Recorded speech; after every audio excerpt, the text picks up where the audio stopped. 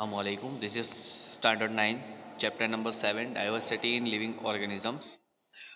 In this lecture, we will discuss about the chordates. In previous lecture, we have discussed the kingdom Animalia. In this lecture, we will discuss about chordates. Now, what do you mean by chordates? It is given that they are further classified as two major groups such as prochordata and vertebrata. Number A is given, that is prochordata, notochord present in at least level forms but very rudimentary. It means that it have a vertebral column but it is very rudimentary. It is a rod-like supporting structure runs along with nervous tissue from the gut of animal. They are bilaterally symmetrical, triploblastic with a xylem, and familiar with amphiox. For example, is given Balanoglossus. So in vertebrata, first one is given Prochordata. In that there is a vertebral column, but it is a rod-like supporting structure and it is runs along with the nervous tissue from the gut of animal. अब यहाँ पे last lecture में हमने kingdom animalia के बारे में पढ़ा था। उसमें टू टाइप्स है टोटल, उसमें थे non chordates and chordates. Non chordates के बारे में लास्ट लेक्चर में बात हो चुकी है और इस लेक्चर में हम कॉर्डेट्स के बारे में पढ़ रहे हैं। कॉर्डेट्स का मीनिंग क्या होता है? जो वर्टिब्रल कॉलम जो कि हमारी बैक में होती है, उस टाइप के एनिमल्स कौन से उसके बारे में बात हो रही है। कॉर्डेट्स फर्दर जो है वो दो तरीके के होते हैं, एक तो होता है protochordata and second one is vertebrata. In protochordata, it is given that notochord is present. It means that it is not a particular vertebral column, but is just like vertebral column. Now, in second vertebrata, notochord is replaced by the vertebral column and internal skeleton. Now, in this, a fixed vertebral column and internal skeleton is present.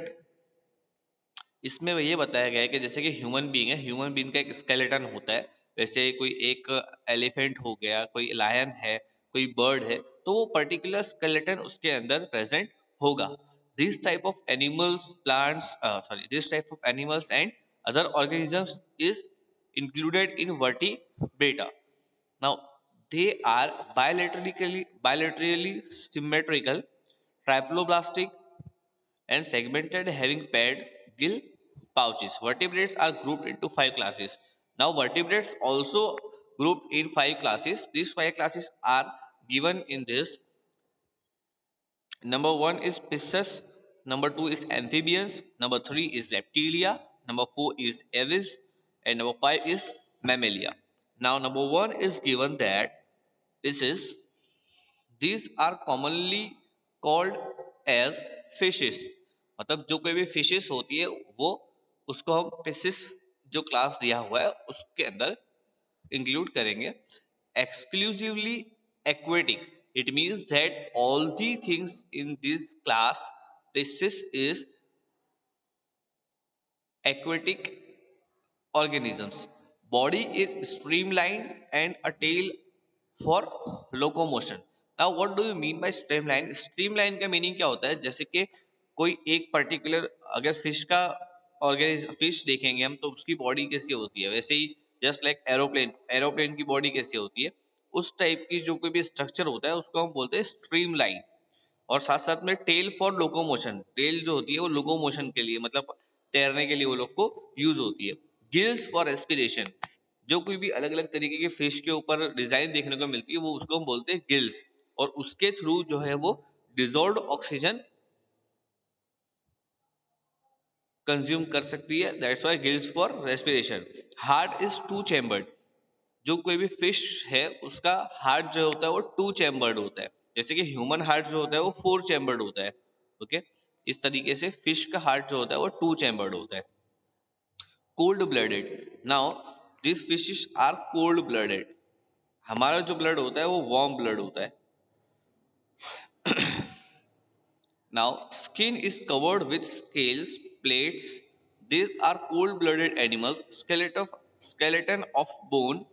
It is rohu. Rohu fish जो है वो उसके अंदर skeleton of bone होता है, या cartilage, cartilage का भी स्केलेटन होता है, शार्क के अंदर होता है, बरोबर. They are they lay eggs, मतलब कि ये जितनी भी क्लास के अंदर जितनी भी फिशेस होगी वो एग ले करती है.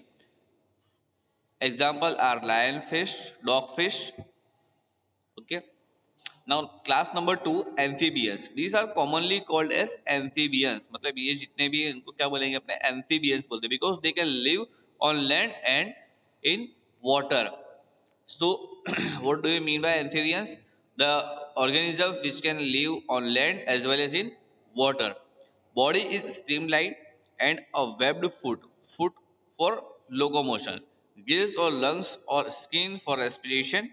Heart is three chambered. Now what is the difference between species and amphibians? Heart जो है पीसीस में टू चैम्बर्ड था और एम्फीबियस में थ्री चैम्बर्ड है. ओके. ऊपर जो फिशेस थी उसके अंदर लोकोमोशन के लिए टेल थी, यहाँ एम्फीबियस में लोकोमोशन के लिए फुट दिए हुए हैं. Now they are also cold-blooded animals. They also lay eggs. Okay, example are given Rana and Hyla. Number 3, reptilia. They are commonly called as reptilians. A lung for respiration. Heart is three-chambered. Skin have scales. They are cold-blooded animals. They lay eggs. Okay, turtles and snake are the example of reptiles. जो सड़क के चलते हैं, सड़क के आगे बढ़ते हैं, उसको हम बोलते हैं रेप्टिलिया एंड रेप्टिलियंस. ओके. वो जो है उसके अंदर लंग्स होते हैं रेस्पिरेशन के लिए. ओके. फिश के अंदर गिल्स थे और उसके अंदर क्या है, लंग्स है. Number 4 is given AVES, Aves. Aves जो है वो एवियन भी बोल सकते हैं इसको अपने. They are commonly called as birds. Okay. In lower standards, in छोटे छोटे स्टैंडर्ड्स में हम जो है वो पढ़ते थे कि एवियन, एवियन क्या लिखो, एग्जांपल लिखो. So avians are birds. Okay. A lung for respiration, same thing. Reptilia और एव्स दोनों के अंदर लंग्स है रेस्पिरेशन के लिए. Heart is four chambered. Now अगर आप इसको ध्यान से देखोगे तो फिशेस, एम्फीबियंस, इन दोनों में टू चैम्बर्ड हार्ट था. सॉरी, फिशेस के अंदर टू चैम्बर्ड था, एम्फीबियंस के अंदर थ्री चैम्बर्ड, और रेप्टिलिया एंड एव्स इन के अंदर थ्री और फोर चैम्बर्ड. ओके. रेप्टिलिया में थ्री, एव्स के अंदर फोर चैम्बर्ड हार्ट है. इसके अंदर they also lay eggs. The examples are given ostrich, pigeon, sparrow etcetera. Ostrich जो है वो क्या है, फ्लाइटलेस बर्ड है. फ्लाइटलेस मीन्स कि उसका वेट इतना सारा होता है कि वो उसके वेट के साथ फ्लाई नहीं कर सकता है. ओके.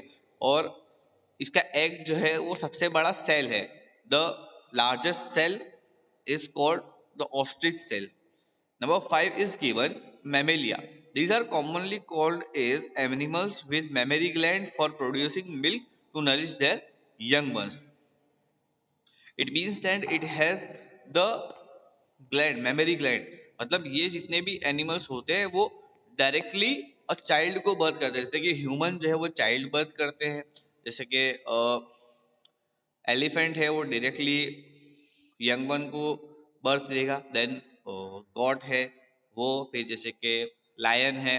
फिर इसके साथ साथ एक एग्जांपल है whale also. Whale is also a mammal. Whale जो है वो एक एक्सेप्शन है. वेल एक्वेटिक एनिमल है but it is also a mammal because whale also give birth to a young one. Okay. A lung for respiration, इसके अंदर भी lungs ही होते हैं मैमल्स में, जैसे कि हम humans are also a mammal. Heart is four chambered. Okay. Heart is four chambered. हमको पता है कि हार्ट जो होता है हमारा फोर चैम्बर्ड होता है. Upper two chambers and lower two chambers are called ventricles and atrium. Skin has hairs.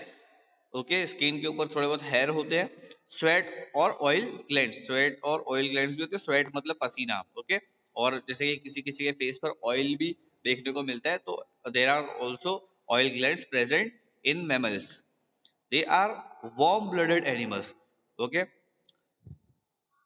ऊपर के तीन क्लास जो थे, फिशेस, एम्फीबियंस एंड रेप्टिलिया, ये तीनों के कोल्ड ब्लडेड थे. और avians and mammals are warm blooded animals. They lay eggs.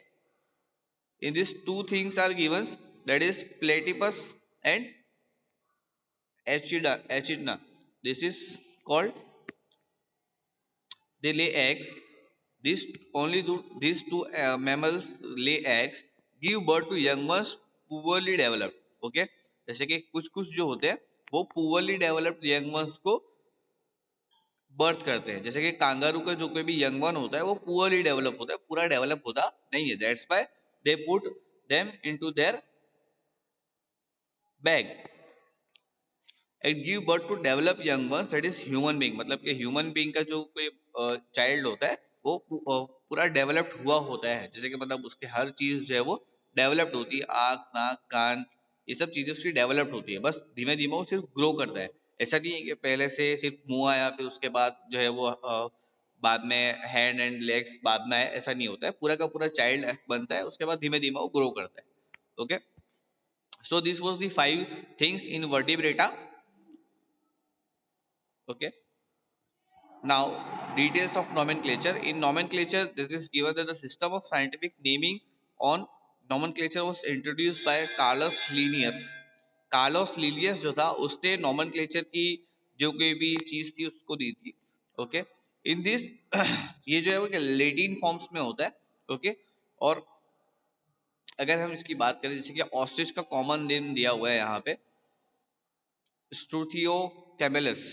Okay, अब इसके अंदर स्ट्रूथियो कैमेलस जो है वो स्ट्रूथियो जो है वो उसका दो नाम होते हैं, जो जीनस का नाम है और बाद में जो कैमेलस जो है वो क्या है, स्पीसीज है। ओके, नॉमेनक्लेचर आपको ध्यान से रीड करना है आपकी बुक में से। Okay, so we will